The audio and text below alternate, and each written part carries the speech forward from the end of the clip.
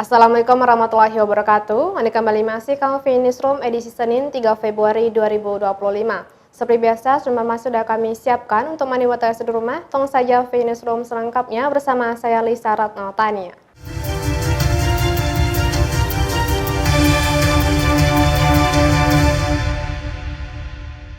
Kita ke informasi pertama, dalam upaya menciptakan situasi Kamtibnas yang kondusif, Satlantas Polres Bintan laksanakan kegiatan rutin yang ditingkatkan.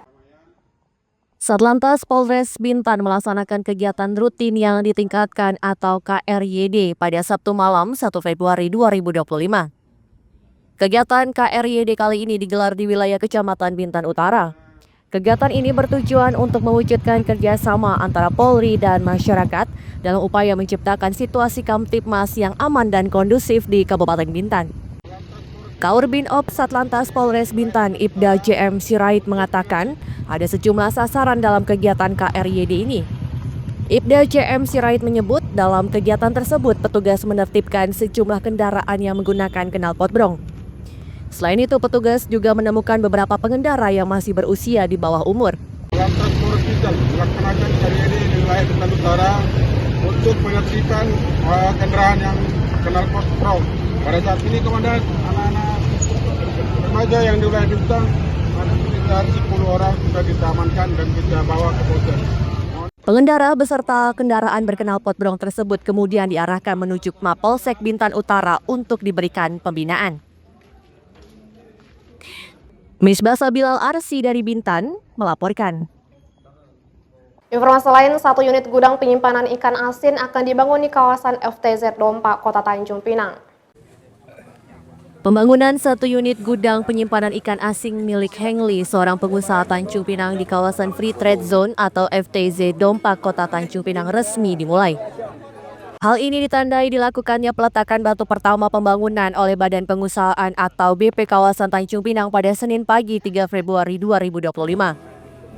Pembangunan gudang yang akan dibangun di atas lahan seluas 1,8 hektar ini ditargetkan rampung dalam 4 bulan. Nilai investasi awal untuk pembangunan gedung beserta asrama karyawan ini senilai 5,3 miliar rupiah. Anggota BP Kawasan Tanjung Pinang, M. Effendi mengatakan, sebelumnya pengusaha ini telah mengelola gudang penyimpanan ikan asing di Pelantar KUD Tanjung Pinang. Lalu karena kapasitas gudang di sana dinilai kurang memadai, sehingga memutuskan untuk melakukan ekspansi ke Dompak. Menurut Effendi, untuk tahap awal ikan asin yang diproduksi di sana masih dipasarkan secara lokal. Namun tidak tertutup kemungkinan di kemudian hari akan diekspor ke luar negeri. Memang murni perseorangan beliau sendiri, kan kebetulan selama ini gudang beliau di Pelantar KUD. Cuman karena tempatnya tadi tidak cukup lagi, jadi beliau membuat ekspansi ke depan di kawasan FTZ Dompak untuk meletakkan ikan asinnya tersebut. Kalau beliau sih untuk tahap awal ini mungkin masih jual lokal, Bang. Kemungkinan ekspornya mungkin nanti ke depan ada. Dan kalau kita ekspor itu kan ada standarisasinya kan, yang mulai packingnya harus bagus dan legalitas perusahaan juga harus kita lengkapi kan. Jadi mungkin ke depan untuk tahap jangka pendek ini beliau masih yang lokal aja. Oke. Bangun lagi. Ya. Untuk tahap pertama untuk itu tadi Pak ya? Ini untuk tahap Penyimpanan pertama dulu, bilis, penyimpanan ikan asin. Ya. Untuk ekspor tuh Pak ya? Rencana Kalau ke depan? kita sekarang belum pernah ekspor. Oh, belum. Nah, kita jual di kawasan seperti di Jambi, Tungkal, Pekanbaru, Guntung, daerah-daerah sinilah. Oh, berarti usaha itu udah jalan selama ini Pak? Sudah jalan, tinggal Dikembangkan, di sini, diekspansi, ya. diperluas lagi Pak ya? Ya, diperluas lagi.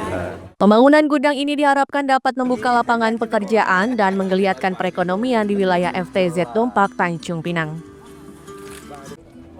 Lucia Ratnosari dari Tanjung Pinang melaporkan.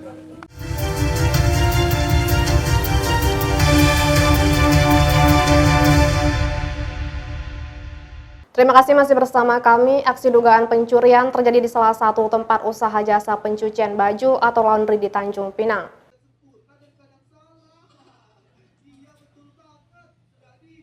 Inilah aksi detik-detik seorang pria memasuki tempat sebuah usaha laundry di kawasan Bintan Center, Kota Tanjung Pinang pada Sabtu dini hari 1 Februari 2025 lalu. Terduga pelaku berhasil masuk setelah berhasil membobol pintu belakang laundry. Salah seorang pekerja laundry tersebut, Saini, yang ditemui pada Senin 3 Februari 2025 mengungkapkan, dirinya baru mengetahui kejadian tersebut saat hendak membuka usaha laundry. Dirinya mendapati 4 tabung gas LPG berukuran 3 kg sudah tidak ada di tempatnya.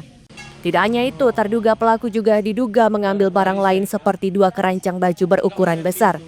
Menurut Saini, terduga pelaku tersebut juga sempat memeriksa laci penyimpanan uang serta membuat meja kasir berantakan. Beruntung saat itu tidak ada uang dan barang berharga di dalam laci tersebut. Bilang 4 gas sama 2 keranjang.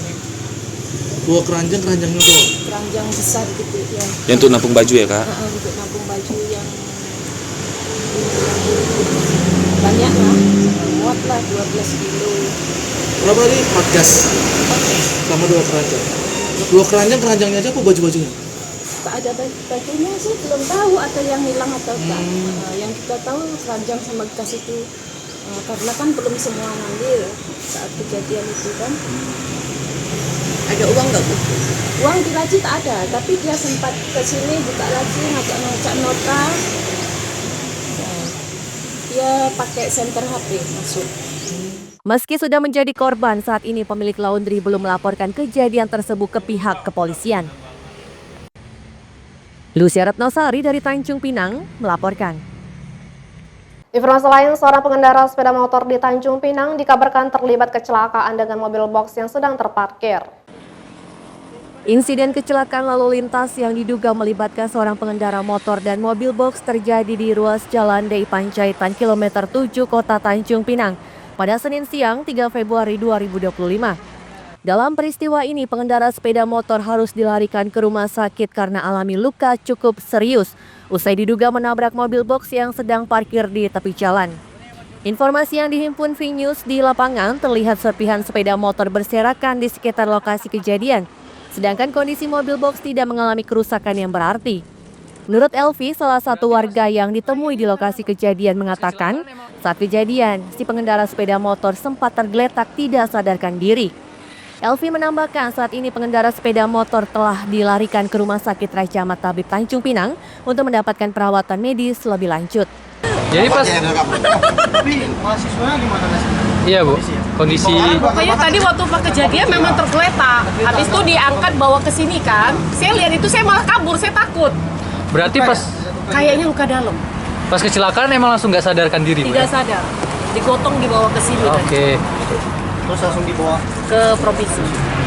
Tapi tadi ada kawan yang supir lori yang ngambil kuncinya itu kan dipinggirkan, katanya sih parah. Ngomongnya gitu. Hingga saat ini belum diperoleh informasi rinci dari Satlantas Polresta Tanjung Pinang terkait kecelakaan tersebut. Lucia Retnosari dari Tanjung Pinang melaporkan.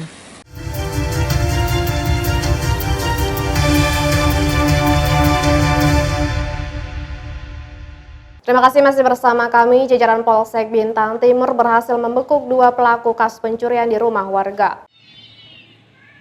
Kasus pencurian di sebuah rumah dan kios di Jalan Nusantara Kijang kilometer 20 Kecamatan Bintan Timur berhasil diungkap polisi. Aksi pencurian di kios ini sempat terekam kamera CCTV dan videonya beredar hingga viral di media sosial. Kapolsek Bintan Timur AKP Kapandi pada Jumat malam 31 Januari 2025 mengatakan, dalam kasus ini pihaknya mengamankan 2 pelaku masing-masing berinisial HR 38 tahun dan WD 43 tahun. Para pelaku diamankan dalam waktu kurang dari 24 jam pasca korban melaporkan kejadian ini ke polisi. Diketahui salah satu pelaku yakni WD diketahui merupakan residivis kasus yang sama. WD bebas pada bulan Oktober 2024 lalu usai menjalani hukuman di lapas. Dalam kasus ini, korban kehilangan tas berisi uang dan beberapa slop rokok dengan kerugian sekitar 8 juta rupiah. Penjara dan terakhir kemarin keluar pada bulan 10. Baru keluar dan sekarang melakukan tahun keluarnya 2024. Bulan 10 2024 baru keluar. habis itu lakukan kegiatan. Habis itu dia kerja, informasinya kerja sebagai kuli bangunan, tapi mungkin setelah kerja di kuli bangunan itu melakukan kegiatan ini lagi. Apa yang dimintai keterangan bahwa beliau atau mereka itu spesialis pencuri di rumah-rumah kosong. Tapi tim kita gerak cepat ya Pak? Alhamdulillah tim kita yang dipimpin oleh Ibda Salamon beserta tim dari Polres, alhamdulillah bisa bergerak dengan cepat. Pada Jumat malam, insya Allah bisa langsung kita amankan. Saat ini kedua pelaku diamankan di Mapolsek Bintan Timur untuk proses hukum lebih lanjut. Misbah Sabilal Arsi dari Bintan melaporkan. Informasi lain, DKUPP Bintan mengambil langkah strategis dalam upaya menjaga kestabilan harga bahan pangan agar tetap stabil hingga bulan suci Ramadan. Dalam upaya menekan kenaikan harga sejumlah bahan pokok di Kabupaten Bintan hingga bulan Ramadan tahun 2025, Dinas Koperasi Usaha Mikro Perdagangan dan Perindustrian atau DKUPP Bintan mengambil sejumlah langkah strategis. Kepala Bidang Perdagangan DKUPP Bintan Setia Kurniawan pada Senin 3 Februari 2025 menjelaskan, sejumlah langkah tersebut yakni melakukan penjajakan ke daerah penghasil bahan pokok untuk pemetaan dan pemantauan harga.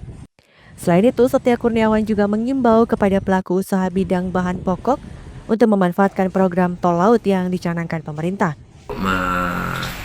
Memapping daripada daerah-daerah penghasil dan harga yang ada di sana. Jadi kita nanti mengharapkan bisa di-follow up oleh rekan-rekan pengusaha di mana ada komoditi bapok khususnya, misalkan cabai itu ataupun produk lainnya yang lebih murah bisa kita ambil dibandingkan dengan yang tempat lain bisa diambil, seperti itu yang kita lakukan. Terus kemudian yang kedua, untuk kepada pelaku usaha dapat memanfaatkan daripada program tol laut yang sudah kita luncurkan untuk posisi yang kedua ini, yang dari sebelumnya dari Pelabuhan Kijang sudah dipindahkan ke Pelabuhan Segara di Tanjung Uban, dan itu bisa mengangkut dari Priok.